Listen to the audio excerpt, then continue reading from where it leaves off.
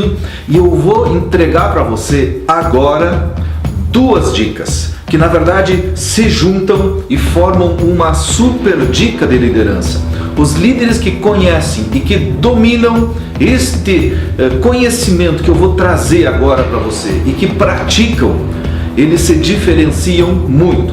Primeiro, eu quero provocar você a pensar que todo líder é baseado num tripé, ou seja, numa tríade, que são três coisas que o líder precisa se dar conta para ele efetivamente ser reconhecido como um líder diferenciado. O primeiro pé do tripé, eu acho legal a ideia do tripé, porque imagina um banquinho ou uma mesa com três pés, se tu tirar um desses pés, cai. Então assim, o primeiro pé que sustenta a liderança é o que a gente chama de autoridade, certo? Então o que é autoridade? É quando você ocupa o cargo, quando lá na empresa que você trabalha, você, por exemplo, é o dono da empresa, ou então você foi promovido, você passa a ser, por exemplo, um supervisor, um coordenador, um gerente ou um diretor. Então este cargo, este título lhe dá o que a gente chama de autoridade. O problema é que às vezes as pessoas recebem a autoridade da empresa, ou então elas abrem um negócio, você pode ser um empreendedor, por exemplo, e ganham de graça esta autoridade. E só a autoridade não se sustenta para a liderança, tá certo? Então é muito importante você pensar quais são os outros dois pés que sustentam a liderança. Perfeito? O segundo pé é o conhecimento, é o quanto o líder conhece. E além do que eu chamo de conhecimento, eu poderia dizer que é a habilidade. Então é a competência do líder, o quanto o líder se capacitou para exercer aquela função que lhe dá autoridade. Então o conhecimento, a habilidade, ou seja, a competência é o que você provavelmente já construiu se você é uma pessoa que estuda, se é uma pessoa que lê, se você é uma pessoa que já fez, que tem experiência, que tem vivência. Esse é o segundo tripé. E eu sempre pergunto para as pessoas que estão na posição de liderança ou que almejam serem promovidos, é o quanto você se dedica para se transformar num líder, numa pessoa que tenha competência, que é um conjunto, de conhecimentos e habilidades que nos dão condições de agir. Muitas vezes eu percebo líderes que não têm competência para ser líder, mas ele está lá na posição da liderança, então ele tem a autoridade e ele confunde muito a autoridade com a competência. Faço a pergunta para você, você na posição que você está agora, se você já é líder, você acredita que tem a autoridade, você tem a competência? Muitas vezes também a gente percebe pessoas nas empresas que já têm a competência. Você pode ser um cara que já tenha conhecimentos, habilidades, que já estudou para ser líder, mas ainda não foi lhe concedida a autoridade. Então o que acontece? Muitas vezes eu preciso também mostrar, saber como vender a minha imagem, certo?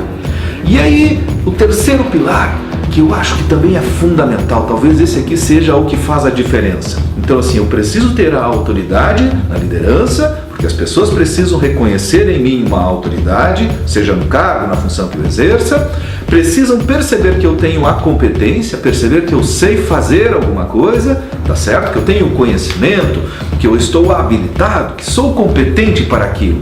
E o terceiro pilar, na minha opinião, é o mais importante, é quando o líder se dá conta que ele é um modelo, que ele é um exemplo, certo? E o exemplo é aquilo que as pessoas observam nos outros e admiram e respeitam. E aí, nesse sentido, a gente pode dizer que a liderança, certo? Ela tem três dimensões. Eu não sou um bom desenhista, mas eu imagino as três dimensões da liderança mais ou menos como se a gente fosse desenhar um cubo, certo? Isso aqui é para ser um cubo, tá certo? Então você imagina, a primeira dimensão é o que a gente chamaria, certo? Da dimensão da autoridade. Eu preciso ter autoridade para ser um líder? Sim, porque você precisa ter uma formalização na organização, para as pessoas saberem a quem se reportam, quem é a pessoa que dá as diretrizes, certo? Seja o dono da empresa, seja o gerente, muito embora a gente esteja numa época das modernidades, onde a gente tem uma hierarquia, onde a gente dá mais espaços para as pessoas conversarem, darem suas opiniões, é preciso ter uma liderança formal, Perfeito! Qual é a segunda dimensão da liderança que a gente precisa ter muito claro, certo? A segunda dimensão da liderança é o que eu falei para você sobre competência. Então eu preciso ter competência, claro. Sem competência eu não consigo me sustentar no cargo, porque a competência é o que me permite demonstrar que conheço, que sei fazer e que tomo iniciativa, que tenho atitudes, correto? Temos a primeira, a segunda dimensão. Qual é a terceira dimensão da função de um líder? Que sustenta um líder efetivamente dentro do seu cargo. Na minha opinião, essa aqui é a base de tudo, certo? Que é o exemplo. Então, exemplo, não, né? Exemplo. Se eu tenho exemplo no meu jeito de ser, se as pessoas olham para mim e percebem em mim um profissional que pode servir para elas como exemplo, como inspiração, como modelo de ética, de integridade, a partir daí eu tenho o que as pessoas chamam de respeito. Elas me respeitam. E eu gostaria de compartilhar com você como que você constrói esse exemplo. Então a primeira grande dica de agora é você parar e refletir. Será que você tem essas três dimensões, ou então tem um tripé que sustenta você? Então eu preciso ter autoridade, eu preciso ter competência, eu preciso ter um modelo, eu preciso assumir o papel de líder, de modelo, de exemplo para as pessoas. Mas o exemplo, que na minha opinião é um dos principais suportes, pilares para o líder, precisa ser construído baseado numa coisa chamada valores pessoais. Sim, valores pessoais. O que é dizer para a pessoa que você precisa construir algo em base de valores, né? Então, quais são os valores e como funciona o valor de uma pessoa, o sistema de valor de uma pessoa?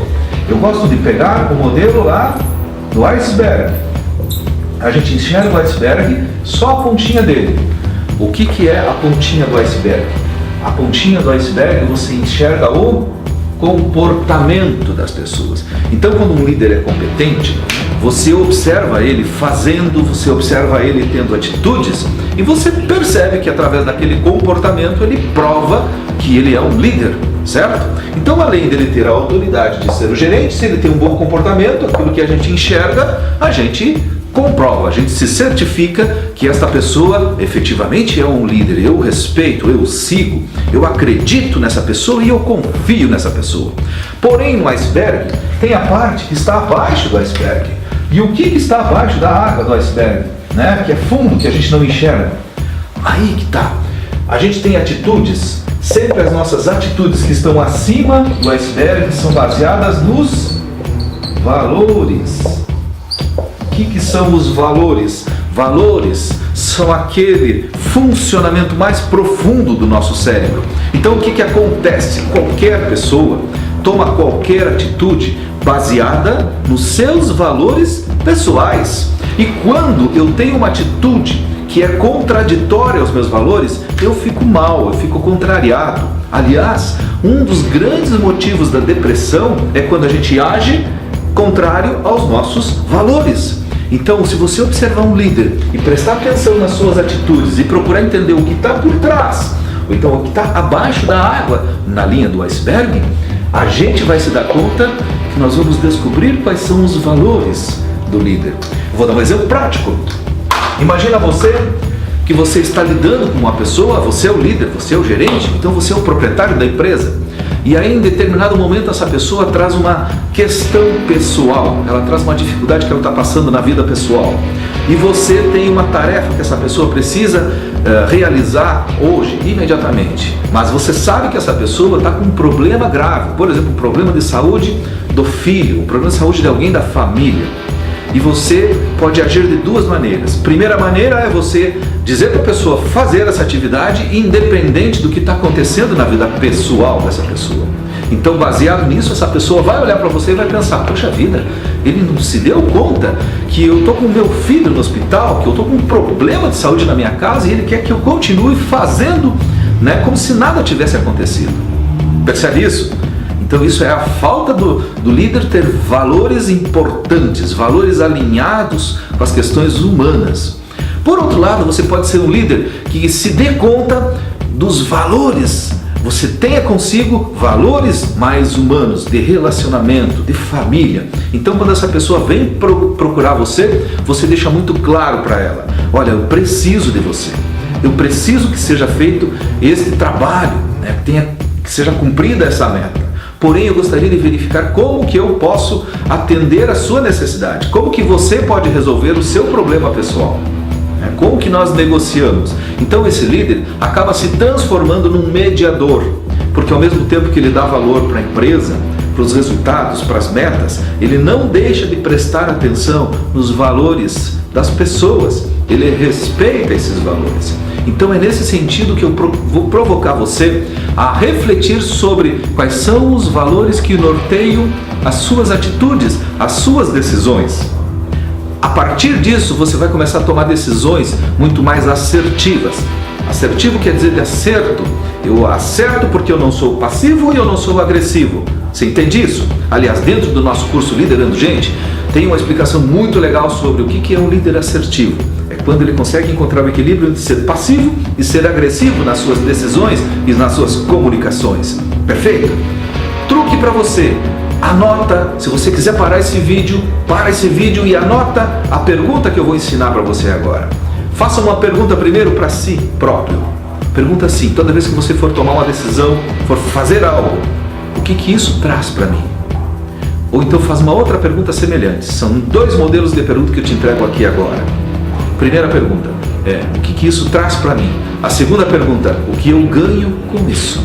Certo? E quando você faz esta pergunta, o que acontece? Você efetivamente ajuda a si próprio a entrar lá embaixo do iceberg e identificar qual é o valor que está norteando aquela atitude. Vamos para um exemplo prático. Eu, por exemplo, quando eu estou prestes a tomar uma decisão sobre uma compra de algum produto. Então imagina que eu vou comprar uma roupa no inverno. Para um casaco, né? A gente aqui do sul, aqui do Rio Grande do Sul, aqui o inverno é muito frio. Então eu vou comprar um casaco. O que esse casaco traz para mim? Ele traz calor, ele traz, né, um conforto. Então provavelmente eu valorizo conforto. Quando eu pergunto novamente para mim, o que esse conforto traz ainda mais para mim? Ele traz proteção, ele traz segurança para que eu não fique doente, né, com as doenças que o frio traz, que a gente não se cuida no inverno e acaba ficando com gripe, com alguma dor de garganta. Então, quais são os valores que norteiam a atitude de eu ir lá e fazer uma compra?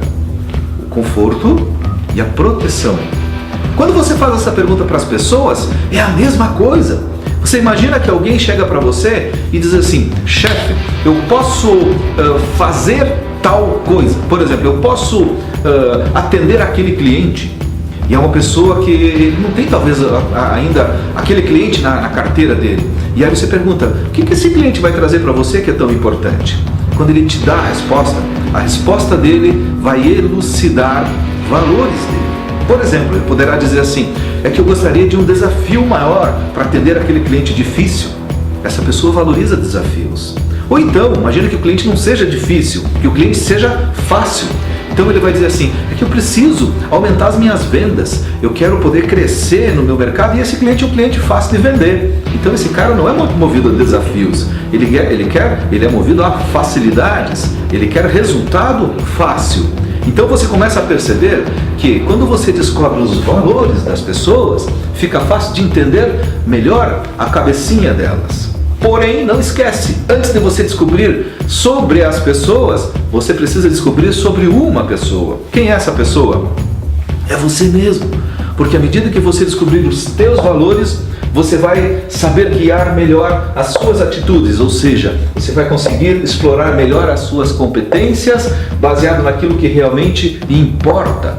E isto vai lhe dar uma coisa chamada autoridade, que é uma dos três pilares: autoridade, exemplo. As pessoas vão olhar para você como um modelo. E a partir daí, você começa a fechar, certo, os três ciclos, os três pilares que você precisa para se transformar num líder verdadeiro.